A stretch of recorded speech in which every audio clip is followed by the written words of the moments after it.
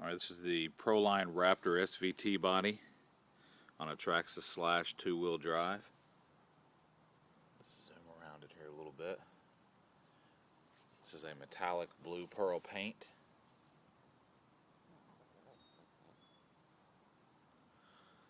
I don't like all the silly racing stickers, and I didn't put the wings on it. They're supposed to help it fly through the air. This is just a basher, so I'm not into racing.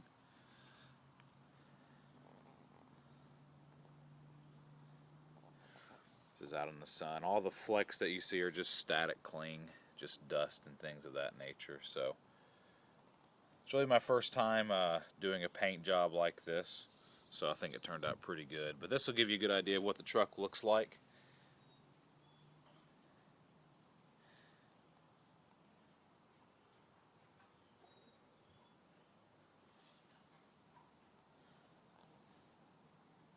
If you end up buying that body, if you want that short course style body, that trophy truck body rather.